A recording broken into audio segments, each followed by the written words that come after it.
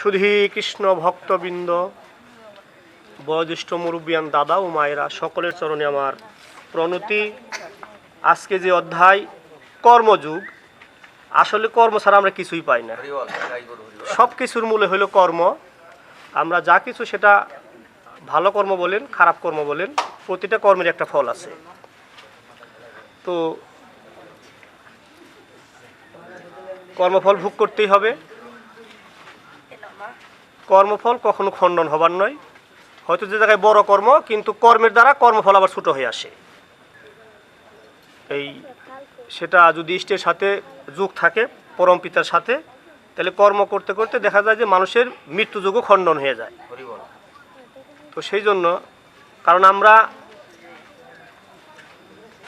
আসলে ধর্মকর্ম করি, পাঠ করি, শ্রবণ করি, কিন্তু আমাদের চরিত্রের পরিবর্তন হয় না। এটা খুব দুঃখজনক ব্যাপার। উগ্র মেজাজি আমরা অ্যাগ্রেসিভ হয়ে যাই অল্পতেই, যেটা কারো কাম্য নয়। আমরা এটা আশা করি না। কিন্তু আমরা যদি ভাবি আসলে যে আমরা যে শুই, ঘুম ভাঙলে সকাল, না ভাঙলে পরকাল।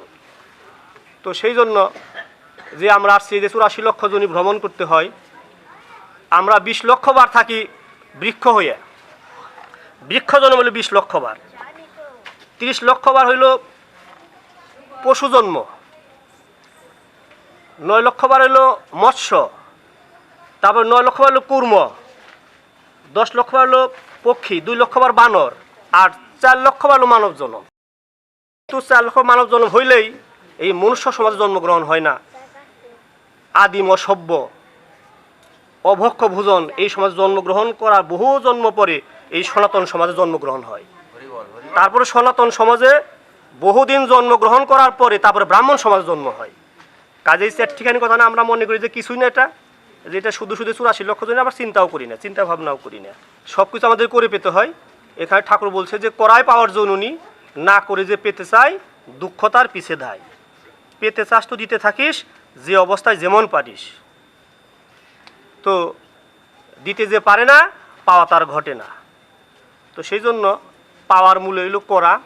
যদি আমরা কর্ম না করি, যদি আমাদের মন মানসিকতা চেঞ্জ না হয়, কারণ world is changing without change. বিশ্ব পরিবর্তন হচ্ছে। এখন হলো বিশ্বটা হাতের মুঠোয়। আমরা মোবাইল খুললেই দেখতে পাই যে ইন্টারনেটে কোথায় কী হচ্ছে। তো সেরকম আমার নিজেকে চেঞ্জ হইতে, যদি আমাদের দৃষ্টিভঙ্গি, আমাদের মন মানসিকতা যদি এগুলো আমরা না পাল্টাই, তাহলে আমরা কোনোদিনই আমাদের উন্নতি হবে না, আমাদের মন মানসিকতা চেঞ্জ হবে না। সেটা কর্মের দ্বারা হয়। তো কর্মের দ্বারাই কর্মফল খণ্ডন হয়, বড় জায়গায় ছোটো হয়ে আসে। সেই জন্য আজকে যে শ্রীমদ্ ভগবত গীতার যে অধ্যায়টি, সেটা হইল কর্মযোগ। তো আমি কর্মযোগ থেকে পাঠ করছি, কারণ অভ্যাস এমনি এমনি হয় না, মানুষের ভক্তি এমনি এমনি আসে না। তা না হইলে ভক্তিযুগ দ্বাদশ অধ্যায় নিয়ে দিছে, দ্বাদশ অধ্যায় যায় ভক্তিযুগ দিছে, না আগে দিতে পারতো। ভক্তি সহজে মানুষের আসে না। এটা কর্ম করতে করতে, বিষয় বৈরাগ্য দ্বারা অভ্যাস করতে করতে দেখা যায় মানুষের ভক্তি আসে। আর ভক্তিতেই মুক্তি। যখন ভক্তি পুরোপুরিভাবে এসে যাবে, তখন মানুষের মুক্তি হইতে পারে। কর্মযোগ অর্জুন বাচ জেয় শিচ্ছেত কর্ম নস্তে মতাবুদ্ধির জনার্দন তৎকিং কর্ম নিঘরে মাং নিয়জসি কেশব ব্যামিশ্রে নেব ব্যাক্যেন বুদ্ধিং মহাশয় বিমে তদেক্ষং বদ নিশ্চিত্ত যেন শ্রহ মাপনুয়াম। অর্জুন বলিলেন, হে জনার্দন, যদি তোমার মতে কর্ম হইতে বুদ্ধি শ্রেষ্ঠ, তবে হে কেশব আমাকে হিংসাত্মক কর্মে কেন নিযুক্ত করিতেছ? বিমিশ্র বাক্য দ্বারা যেন আমাকে মনকে মোহিত করিতেছ, যাহা দ্বারা আমি শ্রেয় লাভ করিতে পারি, সেই একটি পথ আমাকে নিশ্চিত করিয়া বলো। অর্জুন বললেন ভগবান শ্রীকৃষ্ণকে যে তোমার মতে যদি কর্ম হইতে বুদ্ধি শ্রেষ্ঠ হয়, তাহলে তুমি কেন আমাকে এই হিংসাত্মক কাজে, আমাকে এই যুদ্ধ, এই মানুষ মারার জন্য কেন বলতেছ? আমি কেন এদেরকে মারতে যাব? তে এই দুইটার মধ্যে কোনটা শ্রেয়, কোন পথটা আমার জন্য শ্রেয়স্কর, সে পথটি আমাকে নিশ্চিত করিয়া বলো, আমি কি করব। শ্রী ভগবান উবাচ লোকে হস্মিন দ্বিবিধা নিষ্ঠা পুরা প্রক্তাময়া নঘ জ্ঞান যোগেন সাংখ্যনাং কর্ম যোগেন যোগিনাং। হে অনগ, ইহলোকে দ্বিবিধা নিষ্ঠা আছে, ইহা পূর্বে বলিয়াছি। সাংখ্যদিগের জন্য জ্ঞানযুগ এবং কর্মীদিগের জন্য কর্মযুগ। ন কর্ম নাম মনারম্ভনস্কর্মং পুরুষস্নতে ন চ সংখ্যানেব সিদ্ধিং সমাধিগচ্ছতি নহি কচ্চিৎ ক্ষণমপি জাত তিষ্ঠত্ব কর্মকৃত কার্যতে অবশ্য কর্ম সর্বপ্রকৃতি জোরগুণই।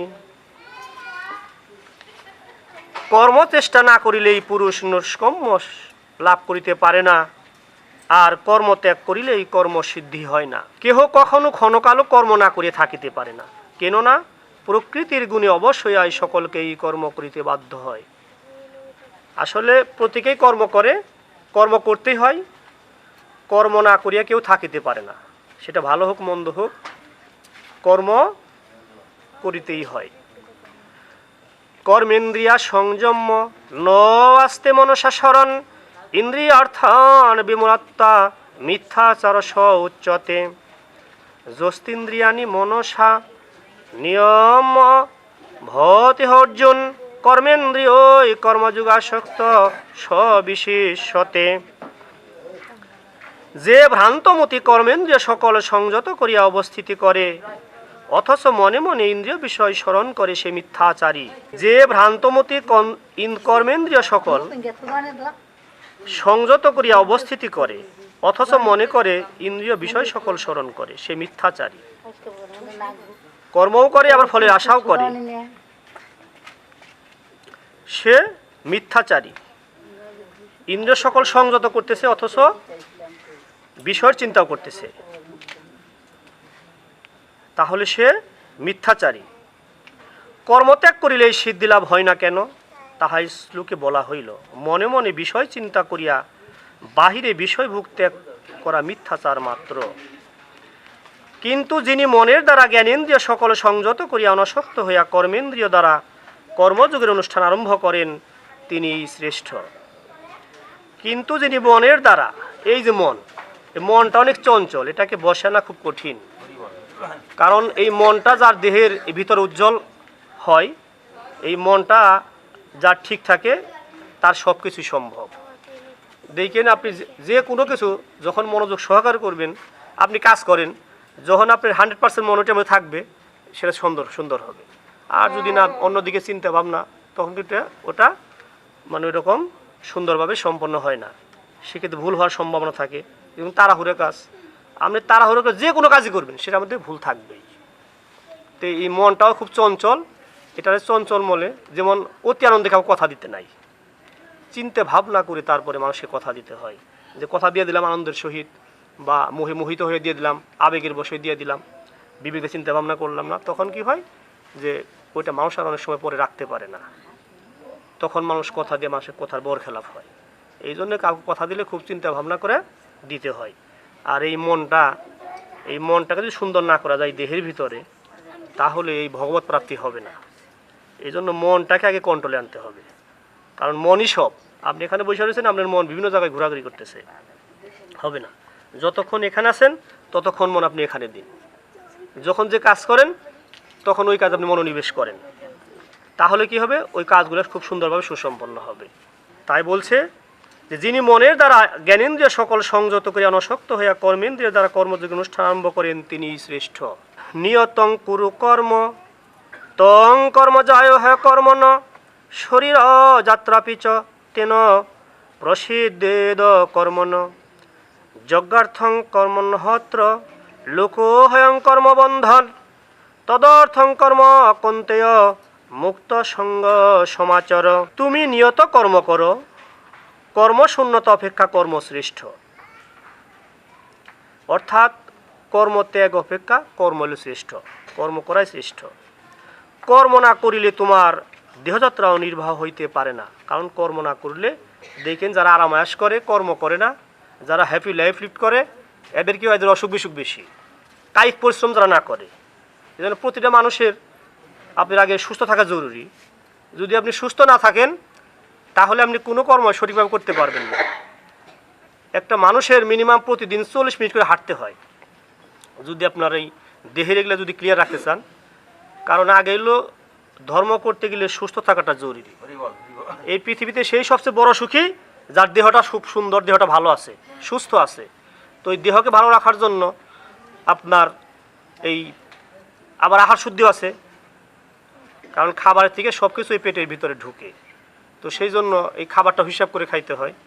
আগে মানুষ না খেয়ে মরতো, এখন মানুষ খেয়ে মরে। যারা ভালো ভালো বেশি বেশি খায়, ভালো ভালো খাবার খায়, এদের সমস্যা বেশি। যারা আরামাইশ বেশি করে, এদের সমস্যা বেশি। সেই জন্য সুস্থ থাকা বেশি জরুরি। পাইলেই বেশি বেশি খাওয়া যাবে না, সব কিছু নিয়ম মাফিক খেতে হবে। আর কোনটা খাওয়া নিষেধ, কোনটা খাওয়া ভালো, দেহের জন্য ভালো, এগুলো চিন্তা ভাবনা করে যদি আমরা খাবার দাবার খাই, তাহলে কি আমাদের পরমায়ু বৃদ্ধি হবে, আমরা বেশি দিন বাঁচতে পারবো। এটাই কারণ অকালে ঝরতে হবে না। অকালে ঝরার মূলে হলো যে আমরা যা ইচ্ছে তাই চলাফেরা করি, আমাদের যে জীবনযাত্রা এই জন্যই ব্যাহত হয়। মাঝপথে যে আগে যেরকম হতো না, মানুষ দেখেন আপনি অনেক মা আছে অল্প বয়সে বিধবা, অনেক বাবা তার ছেলের লাশ কাঁদে নাই। এর কারণের মূল হইল যে ওই পরিবারের আপনার যে বাবা মায়ের যেরকম দায়িত্ব, সেই দায়িত্ব সন্তানের পালন করা কর্তব্য। এগুলো যদি ঠিক মতো না করে ধর্মের দিকে, এই জন্য এই গাছ চারা গাছ ছোটোবেলায় লাগিয়ে দিলে যে চতুর্দিকে বেড়া দেওয়া যায়, তা সে নির্বিঘ্নে সেটা বেড়ে ওঠে। সেই জন্য হলো গুরুকরণ হলো সবচেয়ে আসল, সদ্গুরু ধরতে হবে। কারণ গুরু না ধরলে হবে না। এটা যদি 12 বছর হলে দীক্ষা নেওয়ার যুগ আছে, যে 12 বছর দীক্ষা নিয়ে দিলে কী হবে, আপনার সন্তান এই ধর্মের দিকে ধাবিত হইলে আস্তে আস্তে সে খুব ভালোভাবে বেড়ে উঠবে এবং সে একসময় ধার্মিক হবে। তো দান করে নীরব থাকলে কি হয়, কারণ ভগবান তো দেখতেছেন যে কে কী করতেছে। এই জন্য দান করে যত চুপ থাকা যায়, নীরব থাকা যায়, ততই মঙ্গল। এতে অহংকার থেকে রক্ষা পাওয়া যায়।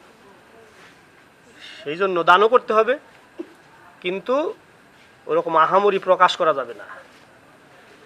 ওরকম লিফলেটের দরকার নেই যে আমার নাম দিয়ে দেন, এখানে আমি 50,000 দান করলাম, আমার নাম যেন থাকে চিরজীবন।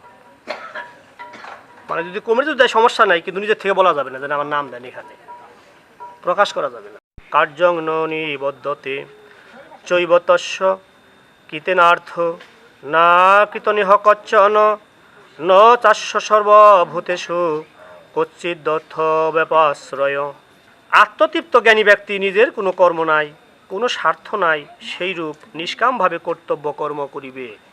কিন্তু যিনি কেবল আত্মাতেই প্রীত, যিনি আত্মাতেই তৃপ্ত, যিনি কেবল আত্মাতেই সন্তুষ্ট থাকেন, তাহার নিজের কোনো প্রকার কর্তব্য নাই। যিনি আত্মারাম, তাহার কর্মানুষ্ঠানের কোনো প্রয়োজন নাই, কর্ম হইতে বিরত থাকারও কোনো প্রয়োজন নাই। সর্বভূতের মধ্যে কাহারও আশ্রয়ে তাহার কোনো প্রয়োজন নাই। তিনি কাহারও আশ্রয়ে সিদ্ধিকাম হইবার আবশ্যকতা রাখেন না।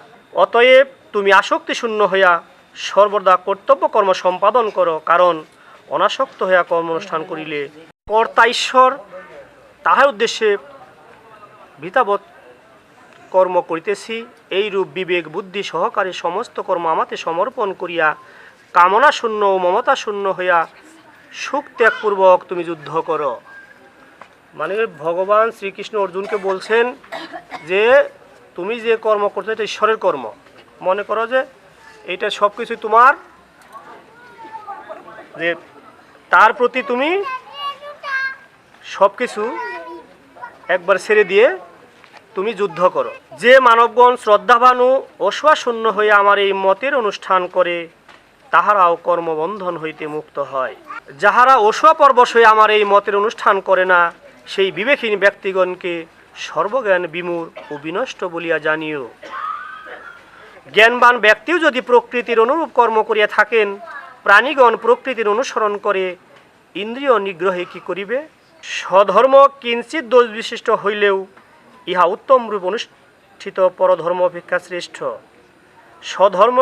স্বধর্মে নিধন কল্যাণকর, কিন্তু পরধর্ম বিপজ্জনক। অর্জুন উবাচ অতখেন প্রযুক্তয়ং পাপং চরতি পুরুষ অনিচ্ছন্নপি বাঞ্চেয় বলাদিব নিয়োজিত।